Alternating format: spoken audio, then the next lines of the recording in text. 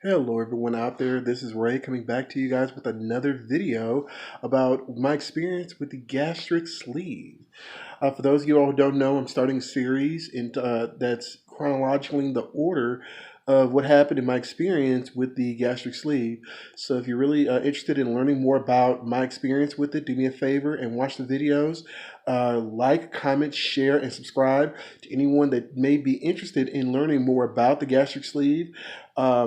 Or someone that may have a little knowledge about it and may want to learn a bit more details. Also, please feel free to comment below if you have any questions. I'll be more than happy to answer any questions. I had my sleeve done on, I would say, January the 9th of 2020, and I'm looking forward to waiting for the experience right now. Okay, so the topic that I'm going to talk about right now is my personal experience about what happened the week leading up and the 24 hours pre-surgery. And the next video I'm going to do is the 24 hours after surgery of when I had the surgery and how I experienced the experience and the aftermath. And then after that, I might do another video about a week after surgery, post-surgery workout, post-surgery. Okay. So let's go ahead and start off with what happened after I got approved.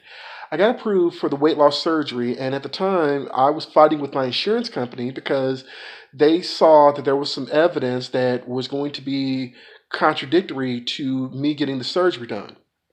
So what I did was I continued having faith, and it was difficult, and sometimes you're going to not feel up to par with it, but you still make sure that you're doing your part, because if it's really meant for you to have it, it'll happen. So originally the doctors came to me and told me that they wanted me to drop down to 600 pounds. At the last weigh-in, I weighed 592 pounds. Through perseverance, hard work, and dedication, I got down to 598. Or excuse me, 584. Bad numbers, I know.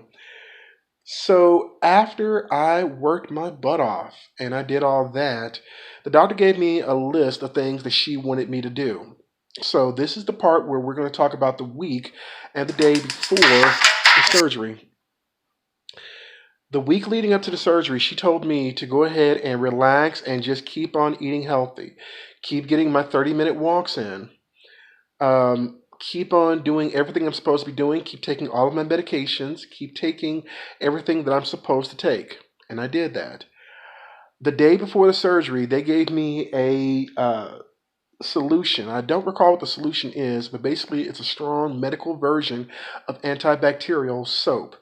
It's medically formed, so it's a lot stronger. And they told me that you were supposed to shower the night before and the night of surgery with this. So for the entire week, I pretty much kept eating healthy. I kept eating lean cuts of meat, real food, such as chicken, turkey, and fish. I ate oatmeal and I ate fruit that didn't contain any high fructose corn syrup in it. I would get out and I would walk about 20 to 30 minutes because I had a friend of mine by the name of Nurse Fitzgerald that encouraged me this. And as a matter of fact, she was one of the strongest members in my support team that encouraged me to keep going on with this. So if you guys can, please do me a favor and give a special shout out to Nurse Fitzgerald. Say something like "Go Girl" or "Go Fitzgerald," and I'm sure she would definitely read the comments and really appreciate that. My friend was a nurse, and she kept telling me to keep exercising, but don't overdo it. Just do 30 minutes a day of cardio. Just walk 30 minutes, and that's it. I don't need to do any severe, heavy-duty running or laps or anything like that. So the week leading up to it, I was walking about 3 to 4 times a week. I was eating clean. I was making sure I was eating, and I continued to, do what I was supposed to do. Now, the 24 hours, I accidentally made a mistake. The mistake I made was that I did not read the paperwork properly, but I was so determined that I would not take no for an answer. So the 24 hours leading up to my surgery was scheduled for 8 o'clock, so that means that on that Wednesday, we're going to start at Wednesday, 8 o'clock a.m. I gets up at Wednesday at 8 o'clock. I had to go get an iron infusion because I am anemic. So I got up and had my normal breakfast, which was chicken breast with barbecue sauce. I know, Tell me about it. My doctor's orders were that some people had to do a liquid diet, but my doctor has done it enough, and she was very confident in knowing that I did not need a liquid diet. I just needed to stop eating at a certain time at night so that my digestional tract would not be filled with any type of food or fluid. So the day before I got up, I ate a chicken breast and I exercised. I got up and did a 30-minute walk just to increase my cardiovascular activity and increase circulation. And I went ahead and took a shower, threw my clothes on, and I had to go to get a iron infusion. I goes in there at about, I'd say, 1 o'clock. My appointment was at 2:30. I got an iron infusion. I had a couple of snacks. When I got my iron infusion, it took about an hour to 2 hours. My ride eventually came, and we had to go drop off other people. Now, here's where I made the mistake at. I thought that the paperwork said I was supposed to stop eating at 6 o'clock. So when I got home, I realized that it was about 6 o'clock. So I pretty much stopped eating after that. At about 9 o'clock, my sister came by, who was my driver at the time. My sister came by and she came to my apartment. She came here, she sat down and relaxed, and we had great conversation. Now, the paperwork I was understanding is that you stop eating at 6 o'clock and then you go NPO, which is where you don't have any fluids in your mouth until after midnight.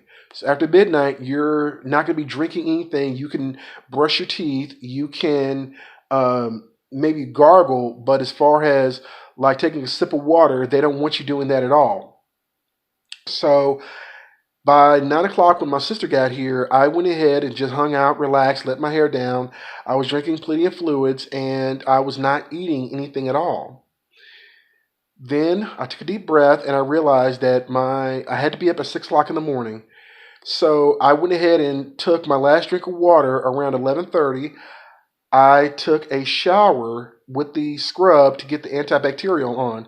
And the reason why they want you to scrub with the antibacterial soap is because that when they're getting ready to do procedures on you, they're getting ready to cut you with the incisions. They want to make sure that there's no chance that you can get a staph infection. So they want you to clean your sheets, make sure that your bedclothes is clean, make sure that you're sleeping in brand new clothes or wash clothes for that matter. Everything has to be stripped down. I had to strip my sheets. I had to change into new bedclothes and everything. When I got up in the morning time, I had to take another shower with the antibacterial. I was not allowed to use deodorant. I was not allowed to use cologne, but I did shave my face because I could not go in there looking a hot mess or like a wolf man. That's not cool. So after I did that, I remember I was NPO. I didn't have any fluids. When I got up in the morning time, I had already laid my clothes out. I laid my bags out. I laid my sleep out machine bag out at around 11 o'clock, and I also laid out my overnight bag, which contained, thanks to a couple of groups I asked questions in on Facebook. They reached out to me, and I asked them, "Hey, what did you pack, for your clothes to go for the visit?" And they actually told me to pack extra set of clothes, pajamas, and an extra charger. So that's what I packed. My bag was very light. My bag was under 10 pounds. After I packed the bag and everything else, I crawled into bed and I fell asleep. And then after that, 4:30 came along. Now I'm going to give you guys a little heads up that that concludes my story, by the way, on what I did, on how I spent the 24 hours pre-surgery. And the next video I'm going to do is going to be how I handled everything the day of the surgery. And you guys don't want to miss this one. This is going to be a really good story. But before I go into that right there, I want to go ahead and talk about a few things really quickly. One of the things that I think really helped me get prepared for the weight loss surgery was when Nurse Fitzgerald encouraged me to walk for 30 minutes. When I was really depressed because I didn't think I was actually going to get the surgery, I got discouraged. And I'm here to tell you right now that that is a myth. If it's meant to be, you will get the surgery. And the best thing you can do is to go out there and just keep exercising, keep on focusing on that. This is a test of how badly do you really want to succeed and excel in life. And for me, the thing is that I had high expectations of getting to the next level. And the high expectations I had outweighed my negative thinking. So I consistently, when I found out that I was fluctuating in weight because my body could not adjust, I continued to stay committed. And I would encourage everyone out there to please stay committed. The best way to do it is find a diet that works for you. I went to websites such as eatthismuch.com, and that's what helped me maintain my caloric deficit. The doctor told me that she wanted me at 2100. I said, okay, no problem. I smiled at her and I set the timer for 2000 calories because I knew that despite the fact that some people say that's irrational, to me, I'm that determined to get the job done. And I didn't take no for an answer. So when I sat there and I set the diet for 2000 calories, when Nurse Fitzgerald said, I want you to walk for about 10 minutes, I paid attention to my body. And if I felt that I could walk 30 minutes, guess what? I did 30 minutes. But I was not doing anything that was going to stress out my heart. But at the same time, I gave myself enough intensity to where I was able to get the job done. So what I did prior to surgery was I got approved by the doctor in September, but it took them until mid-December to approve it, to actually have the insurance company to sign off on it. So for those 2 to 3 months, I could have sat there and could have kept eating Haagen-Dazs and pizzas and cheeseburgers. But instead, I still got up in the morning time. I ate my chicken breasts. I ate my 85 to 15 hamburger meat. I still ate my oatmeal in the morning.